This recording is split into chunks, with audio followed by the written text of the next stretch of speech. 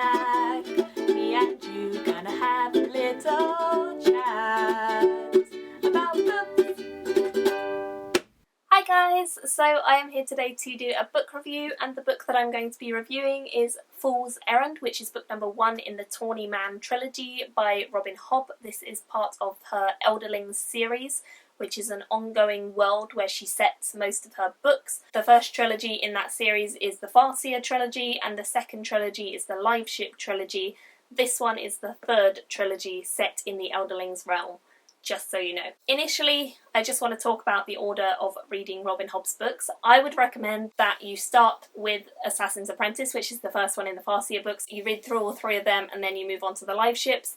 But if you don't want to necessarily read the whole realm of the Elderlings, if you just want to experience Robin Hobb as a singular creation and author, then try starting with the Liveship books, because the Liveship books are so much better in my opinion than the Farseer books. They are just a whole different league and they are beautifully crafted. The work and the time and the effort that she has obviously put into creating the world of the Liveships and the characterization that she's done is just phenomenal. So that would be my recommendation. If you want to read everything by her, you need to start with the Farseer books. If you just want to dip in, then start with the Liveship books. So this is the first one in the Tawny Man series. The Tawny Man books focus back on the main characters from the Farseer books.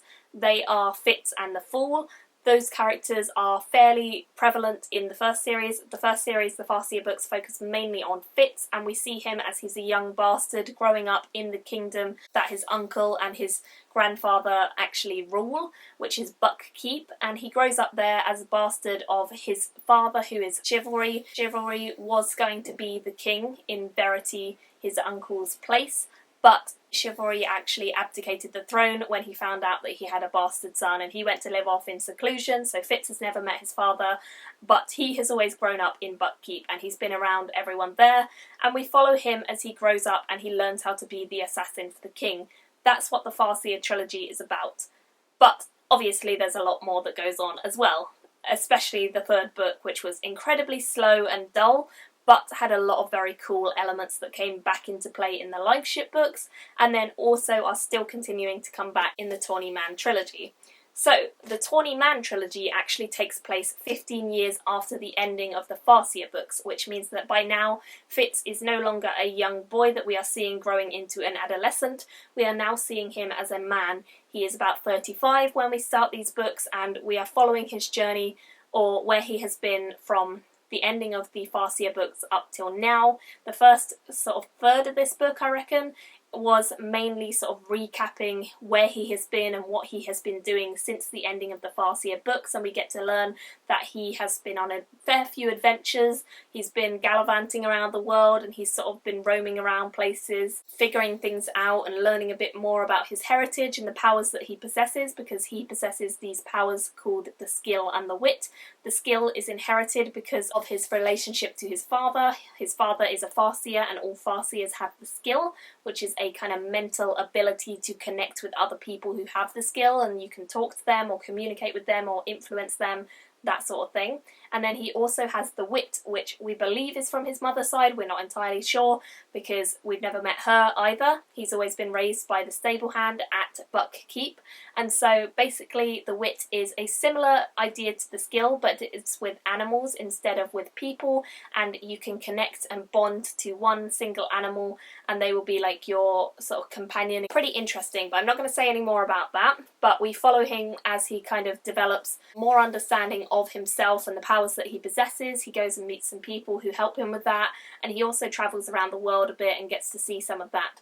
So that's basically the first half of this book, and he's sort of recounting his journeys and recounting where he's been. And then the second half of this book is where Fitz really gets drawn back into some of the politics and some of the manoeuvring and ideas and plots that are going on in Buckkeep once again. Despite having wanted to leave all of that behind and never go back, he has actually got drawn back into it all. And I won't say any more than that because that would spoil it, but that's basically the plot of this book. This book itself did feel like a setup book for the next two in this trilogy, and I'm very excited to go on to 2 and 3 because I'm sure that they are going to be great. But this one did have some interesting ideas. I felt like Fitz as a character had grown up a lot and he'd matured a lot, he'd become a lot wiser, and he really felt like a fully developed character because we've known him for so many books now and we really understand who he is and where he came from, and we know a lot about his past and his lifestyle that he's led and the people he knows and the people who have been horrible to him. Fitz is a really quite devastating character to read about because he's not had a lot go right in his life. Most of it's been pretty horrible, which you know if you've read the Farseer books, and so basically he's just not a happy guy a lot of the time, and the only way that he ever feels particularly happy is when he's looking after the boy who lives with him, not his son but his adopted son called Hap, and also when his friend the Fool comes to stay and visit him. Those are the only two times where he really feels like quite happy, and even then it's only really the Fool who can get him to be completely himself, and most of the time he has to sort of hide away from society. He doesn't like to be with people, he's kind of scarred from everything that happened in the Farseer books, and he's just quite a sad character really. But I felt like this gave him a chance and an opportunity to come out of his shell and start to do things again and start to recuperate a little bit. Even though he gets wound up and pulled into all these crazy plots and ideas, he does definitely grow as a character over the course of the book, and I felt like I really wanted to root for him and I really wanted to see him succeed in everything he was doing, and I really felt sorry for him because we know how devastating and horrible his life has been up until this point.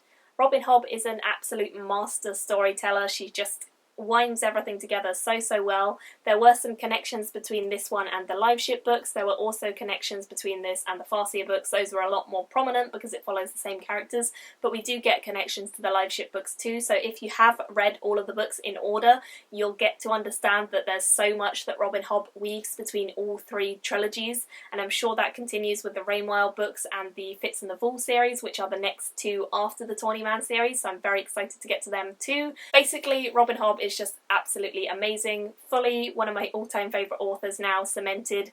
This book, as I said, I did think it was a little bit more of a setup book than I felt it was a really good, solid book. I felt like it was setting up for more things to come, but that promises that the next two should be even better. So I gave this one a 4 out of 5 stars, which is still a great rating. I still really enjoyed it, and I felt like it was very well crafted. I just would have liked a little bit more of the connections and the mystery that we had in the second Liveship book. I felt like that one was definitely my favourite of all of her books so far. But I think that will happen in the second and third book in the series, and I'm sure that the continuation of these characters from the ending and how everything plays out, it's gonna be great. So I can't wait to move on with the rest of the books in this series and then just read everything by her because she is amazing. So I would absolutely love to hear your thoughts. As I said, I gave this 4 out of 5 stars. Let me know if you have read this series or you've read any of Robin Hobb's stuff. What did you think of it all? How did you like it? And what do you think of Fitz? I'm very excited to continue on, and I would love to hear what you guys have to say about the series. So that's all. Thank you guys for watching, and I will see you all in another video. Bye! Me and you gonna have a little